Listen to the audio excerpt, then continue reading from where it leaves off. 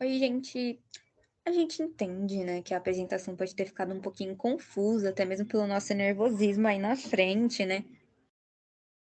Sim, por isso a gente decidiu dar um help aqui pra vocês e fazer esse vídeo resumo do conteúdo todo que vai ajudar muito nos estudos de vocês.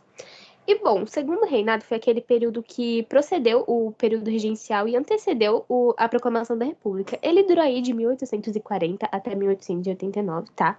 Foi a época que o Dom Pedro finalmente conseguiu assumir o trono do Brasil depois de muita luta, né? Graças ao golpe da maioridade. Isso trouxe diversas transformações para a época. Bom, agora, politicamente falando, né, esse período teve uma grande mudança no sistema organizacional brasileiro. Pois, como a gente viu, né, o período regencial deixou um caos aqui no Brasil. E Dom Pedro estava decidido a mudar essa situação. Sim, a centralização do poder moderador e o parlamentarismo às avessas, por exemplo, foram uma das medidas que ele conseguiu tomar para evitar essa fragmentação dos estados e também aquele embate que tinha entre os liberais e os conservadores, né, gente? Caso vocês não estejam lembrados, eu vou dar uma refrescada aqui na memória de vocês. O parlamentarismo às avessas foi a criação de um parlamento que era como se fosse um rodízio, sabe? Assim, eles conseguiam dividir o comando do parlamento entre os Luzias e os Saquaremas para evitar aqueles conflitos internos do país. Bom, agora retomando também, né, um pouquinho sobre o que era o poder moderador, né, que estava presente nessa época, né, que consistia na palavra do Dom Pedro ser a final, né. Então, se ele não tivesse gostando do parlamentarismo às avessas, ele simplesmente falava: acabou, não vamos continuar, não quero mais assim. E ai de você se você contestasse, viu, meu filho? Ia sofrer mais que a Juliette. Pois desse jeito. Então aí a gente tem a política estabilizada, né, os conflitos internos controlados, né, mas a gente tinha mais um problema, né, o brasileiro não tem um dia de paz, né, aí o problema agora estava onde? Na economia, que estava sendo afetada pelos conflitos externos. Então agora a gente volta um pouquinho lá para 1808, né, durante o período joanino, com a vinda da família real ao Brasil. Foi criado um tratado de navegação e comércio com a Inglaterra. Através dele, os produtos importados chegariam ao Brasil com poucos impostos, e isso refletiu na economia, pois prejudicou a produção interna aqui no Brasil e o recolhimento de impostos. Gente, mas olha essa ideia de jirico. Eles juraram que ia dar certo, né? Não, Mas jurou, né? tudo bem. Para solucionar esse problema que eles tiveram com os impostos, o Dom Pedro decidiu criar a tarifa Alves Branco, que aumentava 30% do valor dos impostos cobrados daqueles produtos que eram importados da Inglaterra, sabe? Isso incentivou muito a produção e a venda interna do país. Só que a Inglaterra, que já não estava muito parça do Brasil, não gostou disso não, viu? Decidiu chamar o Brasil para as ideias e falou assim: bom, eu já acabei com a escravidão. Eu posso muito bem pressionar todo mundo para todo mundo acabar também. Eu vou proibir o tráfico negreiro. Basicamente, foi assim que foi declarada a Lei Bill Arbidin, no meu belo português é assim que pronuncia. Basicamente, isso transformou a Inglaterra na polícia do oceano. A Inglaterra simplesmente virou para todo mundo e falou: olha, se eu ver um navio negreiro, eu vou bombardear e não quero nem saber. Eu vou afundar, entendeu? Bom, aí o Dom Pedro estava sendo pressionado pela Inglaterra para abolir a escravidão, né? Mas também não querendo, né, no caso, perdeu o apoio da elite, né? Considerando que o Brasil era um país totalmente dependente da escravidão, ele teve a brilhante ideia.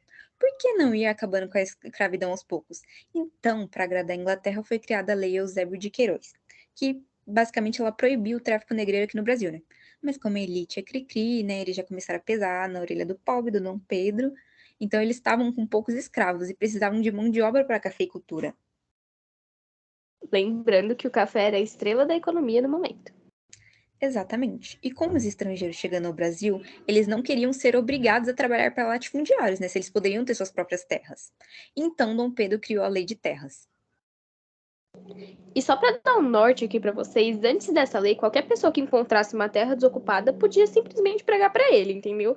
Só que a lei acabou com isso, porque dizia que todas as terras desocupadas eram automaticamente do Estado. Então uma pessoa só podia possuir terra se ela fosse doada para a pessoa ou se ela mesma comprasse, tá?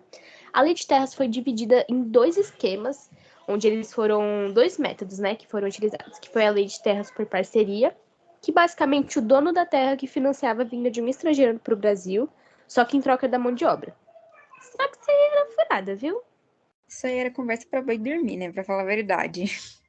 Sim, porque os latifundiários davam as terras para plantação, só que a plantação teria que ser criada do zero. E todos os lucros dessa plantação iriam para quem? Para os donos da terra. Sem contar que todos os imigrantes que iam não podiam comprar nenhum produto por fora, só podia ser do seu latifundiário. Só que esse método aí não funcionou, não, viu, gente? Porque acabava virando um ciclo vicioso, um looping de dívidas desses trabalhadores com os donos das terras, né? Mas resumindo, virou uma escravidão disfarçada. Bom, a gente viu, né, que a lei de terras, né, por parcerias, tinha tudo certo para dar errado, né? Então eles decidiram criar a lei de terras por colonos, que diferente da de parcerias, quem financiaria a vinda do imigrante ao Brasil seria o estado de São Paulo. E a terra que era concedida já tinha uma plantação. Então assim o imigrante não precisaria começar a plantação totalmente do zero. Sim, sim. E já que a gente tá nessa vibe assim de economia, a gente não pode esquecer de uma figura muito importante, que foi o Irineu Evangelista de Souza, mais conhecido como Barão de Mauá, né? Ele foi um comerciante, industrial e bancário brasileiro, né, que iniciou o processo de industrialização no Brasil. Ele também foi responsável pela construção da primeira ferrovia brasileira, gente, olha que poder. A Companhia de Luz a Gás do Rio de Janeiro, o Banco Mauá e várias outras indústrias. É, né? Só que a elite não gostou muito disso, não, né? Eles queriam que o foco da economia fosse totalmente do café, então eles começaram a sabotar todos os projetos do Barão. No final dessa brincadeirinha, né, todas as indústrias do Barão de Mauá acabaram falindo. O pobre do Barão de Mauá, coitado. Ele só queria arrumar alguma Pois coisa para é. fazer, né? Ele só queria dar um novo olhar para o Brasil. Junto com esses Exatamente. Mas aí a acontecimentos, elite falou, vai não. vai não, amor. Basicamente, todos esses acontecimentos que a gente acabou de citar para vocês tiveram grande influência sobre a sociedade da época. Por exemplo, a vinda dos imigrantes, apesar de ter introduzido uma nova cultura, ela foi em grande escala e nada pensada. Então, isso acabou prejudicando a qualidade de vida deles. Mas também teve pontos positivos, gente, como, por exemplo, a criação do Jornal do Rio de Janeiro. Assim, as pessoas ficavam bem mais informadas sobre o que estava acontecendo no país. Então, por último, mas não menos importante, temos o fim do segundo reinado, que foi um pouquinho, né, conturbado. Primeiro, Dom Pedro acaba perdendo o apoio da igreja, após ignorar a bula criada pelo Papa, né? A bula Sílabus. Eu não sei como pronunciar isso, mas foi isso aí. Então, essa bula, basicamente, o Papa falava: eu não gosto de quem se coloca acima da igreja e também não gosto de maçom. E o que Dom Pedro fazia? Ele se colocava acima da igreja e na política estava lotado de maçons. Então ele simplesmente ele falou: vou ignorar, vou fingir que essa bula não existe. Então, assim, ele foi perdendo o apoio da igreja. Fora que ele também perdeu o apoio dos militares logo em seguida, depois de algumas questões, alguns conflitos que tiveram na Guerra do Paraguai. Ou seja, o bagulho tava ficando louco.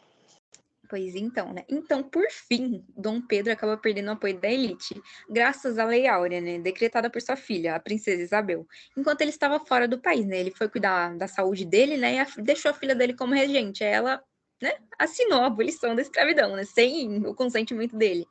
Então, a abolição da escravatura, os conflitos graças à Guerra do Paraguai e seu desentendimento com o Papa, Dom Pedro havia perdido totalmente a força e a influência.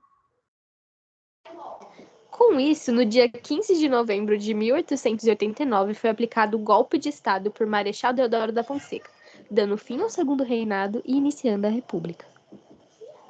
Bom, aí a gente tem também uma curiosidade, né, que é sobre a foto dos Dom Pedros, né, a forma que eles eram retratados. Em primeiro lugar, a gente tem a foto do Dom Pedro I, e em segundo lugar, a gente tem de Dom Pedro II.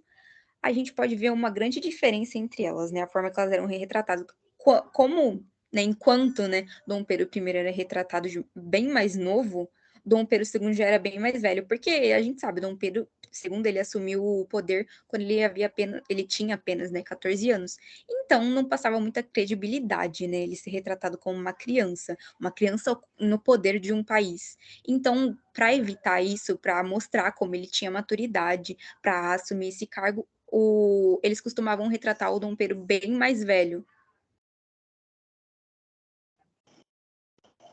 Basicamente foi esse o nosso vídeo resumo. A gente espera muito que vocês tenham entendido tudo, que não tenha restado nenhuma dúvida e que a gente consiga dar um up aí no estudo de vocês.